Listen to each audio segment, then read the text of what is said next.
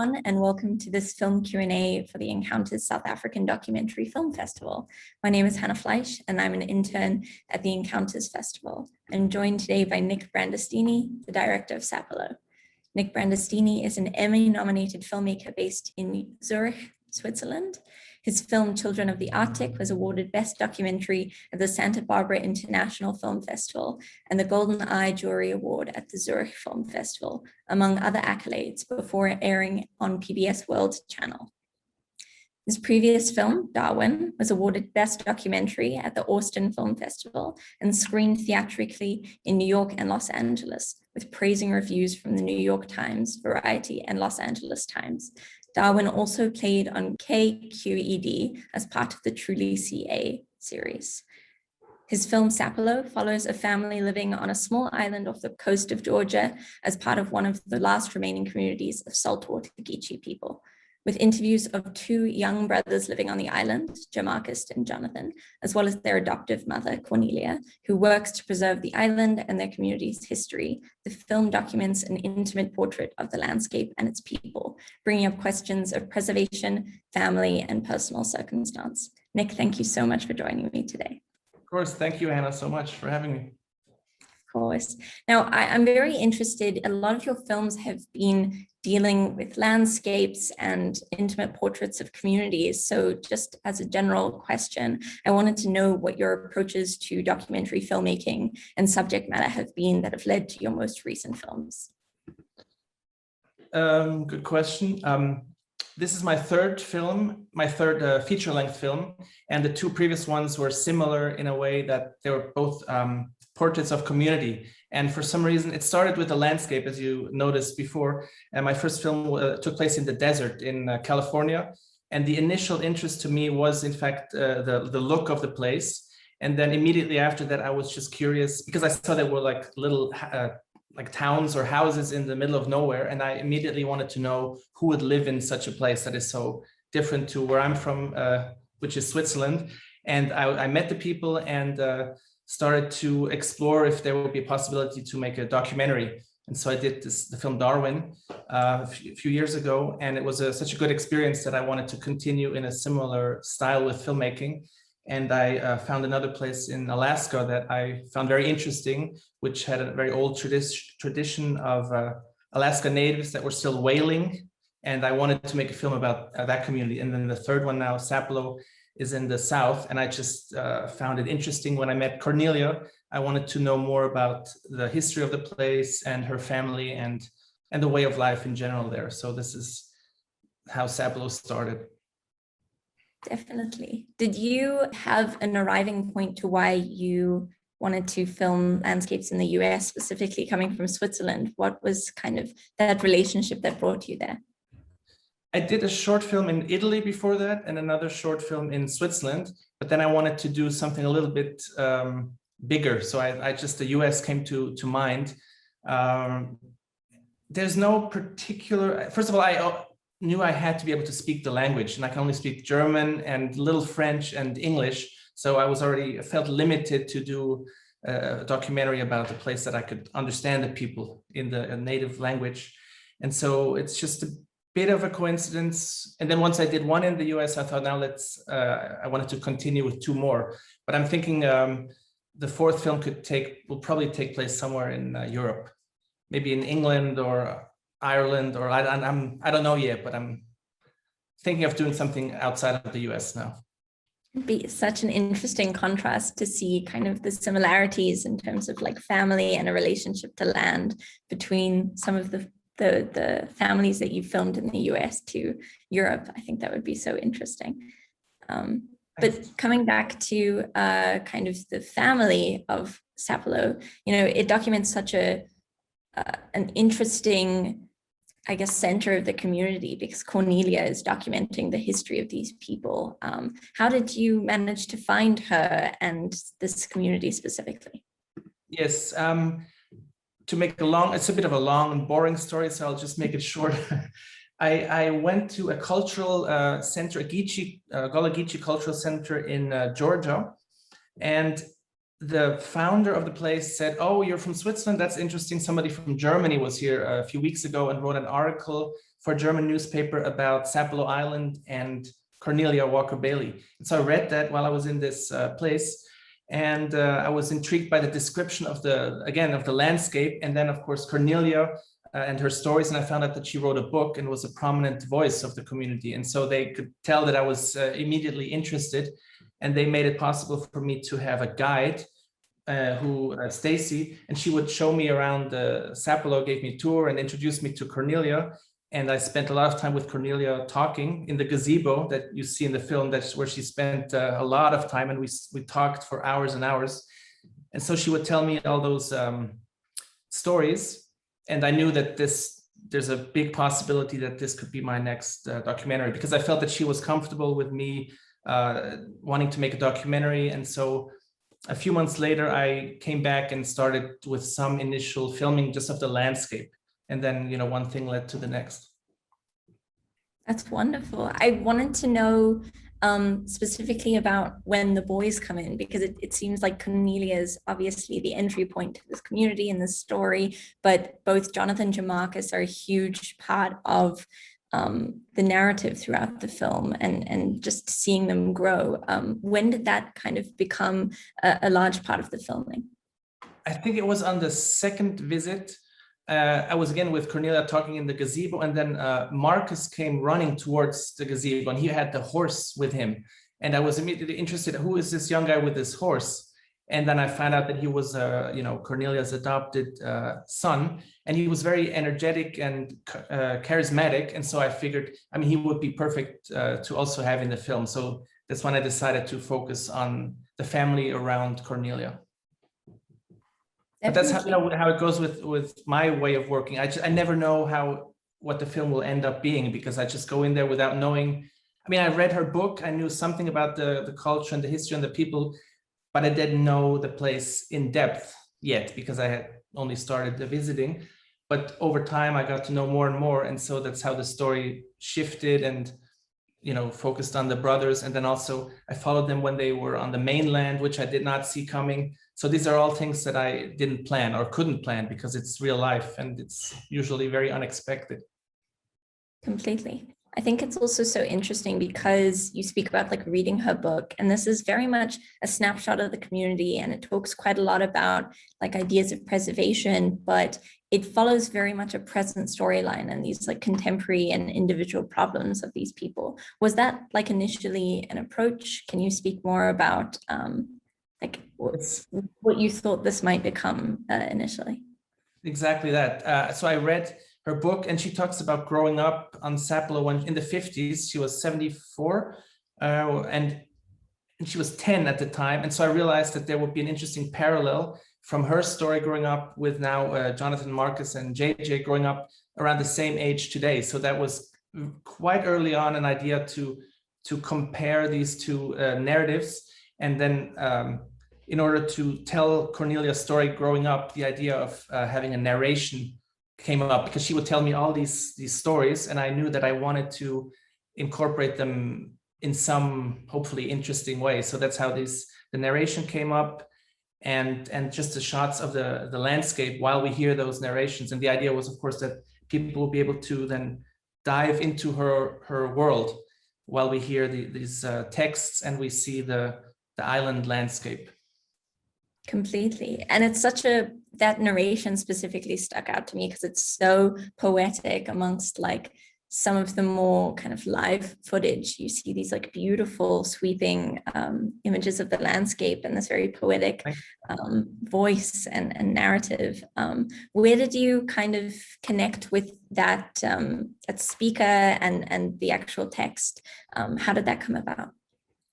The texts are based on the stories that she would tell me in all these hours that we spoke. And she was also what they call a griot, and she would tell stories to a lot of people all over the world. Actually, she was quite well known as a storyteller. And I think the idea, like I said, the idea came quite early on, but especially during the Halloween sequence in the film, because I remembered, of course, that she was talking about the jack-o'-lantern, which is a totally different, had a totally different meaning than today's jack-o'-lantern, the pumpkin. And then I knew this is perfect to kind of then compare what that meant, you know, the spiritual meaning of the jack-o'-lantern in her time growing up, and then compared with today. And so that's when I knew I really wanted to have these narrations come in and out throughout the film. And then the speaker you asked about, Bonnie Turpin, she was is a very famous and celebrated audiobook narrator. And my collaborator Taylor Segrist and I were looking for, once we knew Cornelia, we wanted Cornelia to do it initially, the text, but as you know from the film, she passed away, and she was, at the end, her voice was not strong enough to deliver the narration, so we decided to find like a younger version of Cornelia. And then we liked Bonnie Turpin's voice so much, and of course we found out that she was in one of the most famous very celebrated film, Daughters of the Dust, which is also about a Gullah Geechee community, not Sapelo Island, but there's some similarities a little bit to Sapelo. And so it was perfect that she wanted to participate in the film and do the narration. Completely. Now, just speaking again about some of like those sweeping images of the landscape, I think it's so incredible the way that the film like captures the land as a character. I think in terms of diasporic communities specifically, land becomes a very important aspect of how they realize their identity, stake claims, stake their own history, especially when some of that history is not always preserved. I was wondering what kind of stylistic elements in terms of filmmaking you kind of wanted to match with some of the stories that you were wanting to tell, and what the process of production was when you were trying to like mediate the style with the narrative. Okay. This may sound a little simple or stupid, but I wanted to have the narrations shown with drone footage. So that it has a different, like a moving or a flowing quality to it. And so I felt that this would work better with a narration that you're supposed to follow. So I wanted the imagery to move forward always. And so it was just a natural idea to use drone shots, which I did myself. I didn't do this before, so I was very nervous operating this huge drone. But so I did like many takes, just flying through the forest on the like ground level, so it looks more like it's from Cornelia's point of view, and then also showing the water and the forest and all that. So all of the narrations are, I think, 100% drone shots, so that they also stand out from the rest of the film. I don't know if that answers your question even, but that's from the technical point of view what I did. Yeah, completely. And also that it's such a small community, and so much of the story is kind of the landscape that you don't really want to disturb. But what was the filmmaking process? Was it you and a couple of people?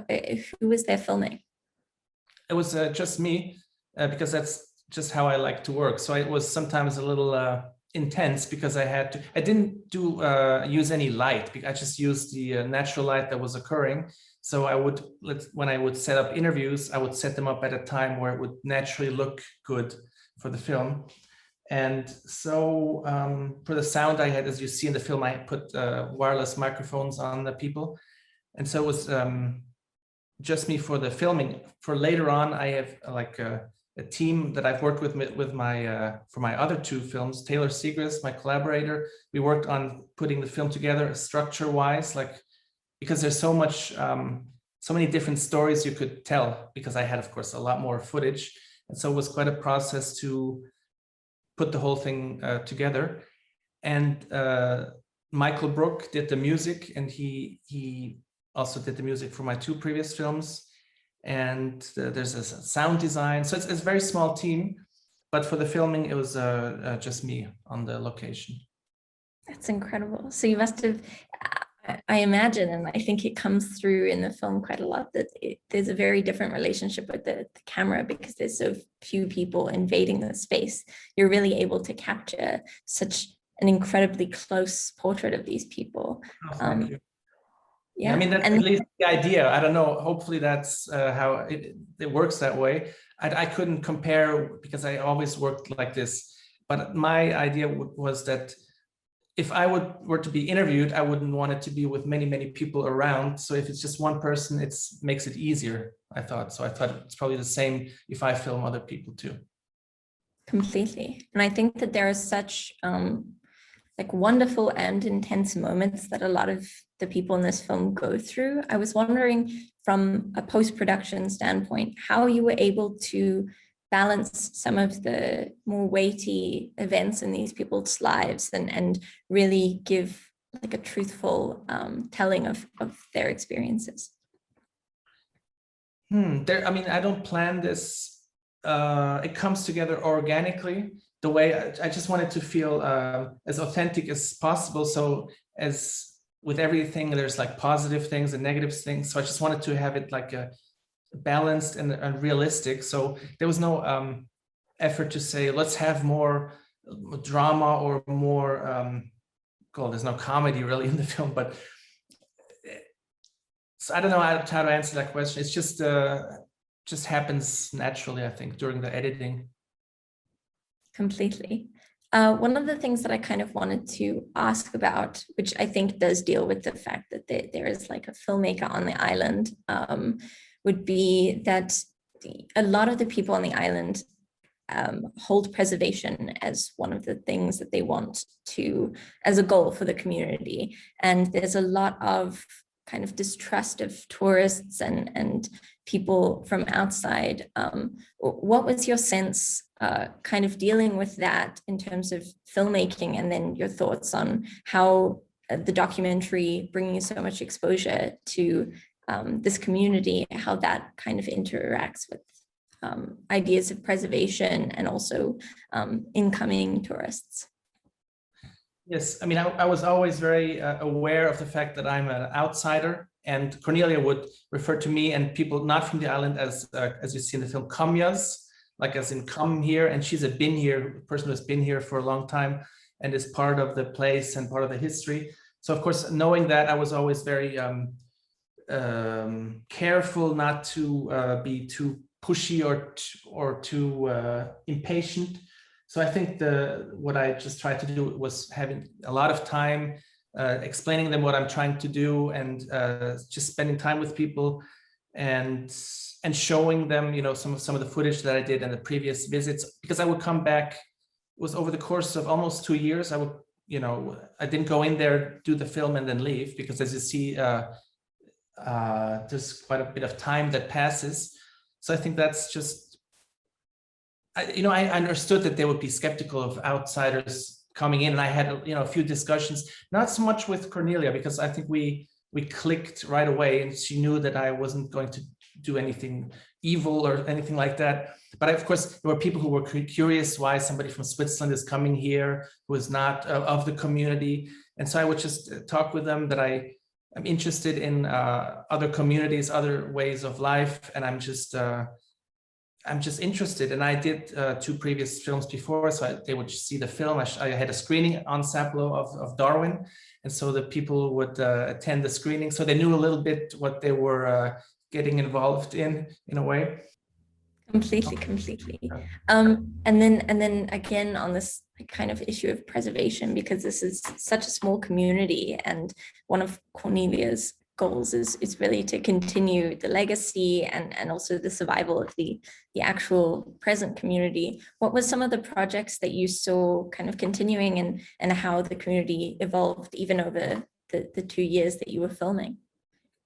I mean, one of the projects I always like to point out was there's this Cornelia Walker Bailey agricultural project that she initiated, and she mentions it quite briefly in the film. And one of her sons, adult sons, Maurice Bailey, is heading this agricultural project. So they produce all kinds of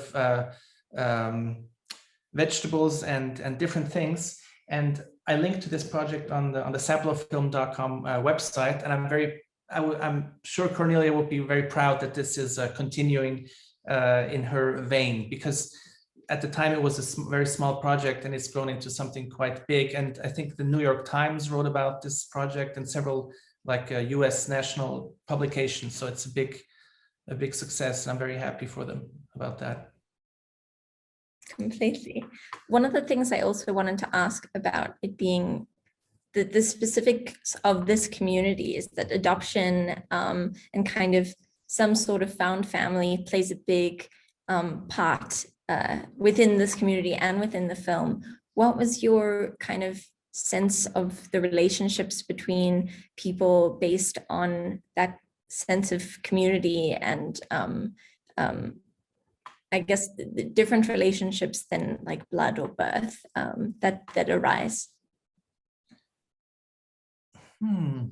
I never looked at I mean, how should I? Good question. I noticed a similar thing in Alaska. Everybody would call the community would call them like brother and sister, and they would be maybe cousins or not related at all. So I've noticed this before in other communities that you don't have to be blood related in order to be family. So this was not something I was particularly surprised in. So I don't think I wasn't something unusual to me. That there was just a strong bond between all the the families on the island, because like it said, it's such a small community, so they all know each other very, very well, and they get together, as you see in the film, for a barbecue almost every night. And so it's a very strong community bond, whether they're blood related or not. So kind of based on that, I was wondering if you could speak a little bit more about some of your future projects. I know you spoke about wanting to film again in Europe, or some of the things that you're working on now, and the lifeblood of your projects currently. In terms of documentary, I have no idea. And this was the same before Sapelo. I didn't know at all what to do. I knew I wanted to do another, like a portrait, not about a specific topic, but about a group of people. But now that I've done this 3 times, I'm open to something totally different. I just have to wait to be inspired. I have no idea what this could be. The only thing I know it's probably going to be is in Europe.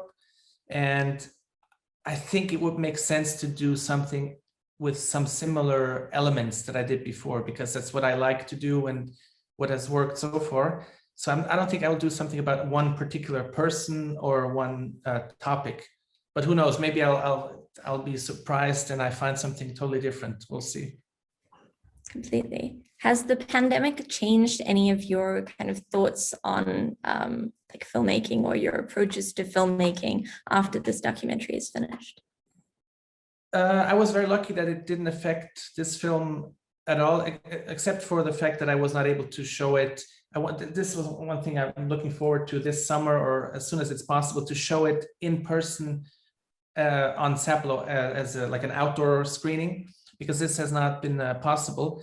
So that's the thing that I really look forward to. But in terms of the film itself, it was already finished before the whole pandemic started, pretty much. And what was not finished was just some of the editing, and which was not a problem for the pandemic. But I haven't been able to travel to any other festivals, like your festival in South Africa. Of course, I wanted to attend that very much, and so that would have been fun. But so yeah, that was had an impact, but not on the film itself. And are you looking forward to like going back in person and traveling and filmmaking? Do you think it'll be anywhere close to the same, or do you have any reflections on that? I mean, who knows? It seems like it's opening now, and I'm looking at like places to travel, but I don't know. I have not figured this out, because I don't want to be in another country and then stuck there, not allowed back here. I don't know. So I'm still have to look about how this works. But hopefully because I work, these projects are always long term. So I'm not going to have anything done in the next year anyways. This will be another few years. And hopefully by that time, this issue will be resolved. But who knows? Again, we'll see. Well, thank you so much for having this Q&A with me. It was wonderful hearing more about your film, and I'm really looking forward to everyone seeing it. It's a really beautiful portrait of a community, and I think it will really resonate with South African audiences specifically. Oh, thank you, Hannah. All the best. Thank you. I just quickly like to thank the Encounters sponsors and partners who've helped make this festival happen. And thank you for watching. You can find more info about the festival by following us on social media or checking out our website at www.encounters.co.za. Encounters will see you virtually everywhere.